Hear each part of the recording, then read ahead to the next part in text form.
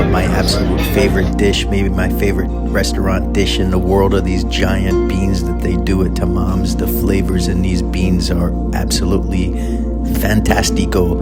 And then you get the lamb chops. Lamb chops is another one of my go-to in a lot of Greek restaurants, but especially when I go to Tamam. And as we've been talking about during this whole trip, that raki at the end is on the house. And they always come with a little bit of a dessert too. So we looked at the bathhouse, we sat in the alley and we ate. Now we're gonna take you inside. Some years ago, Tamam expanded to the building across the way, and it's turned into this delightful little dining experience in there. But my preference is always to eat out there in the alley because I like to do some people watching, look at that Tamam salad and then the grilled pork there.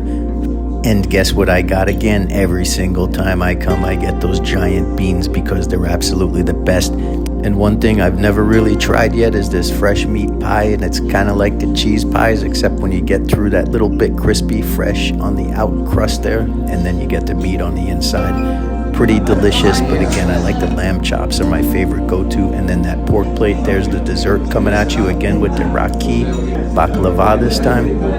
And you already know what I'm gonna say. There's no life like the good life. Yeah, and I'll tell you, Tamam is pretty highly rated on the TripAdvisor. Get a lot of tourists coming through there, and you get a lot of locals and people that live down there come to Tamam. One thing I will say, that for years they've had a pretty big American clientele, so for that reason they actually push a tip on you. They don't usually do that in restaurants in Crete or throughout Europe unless they're restaurants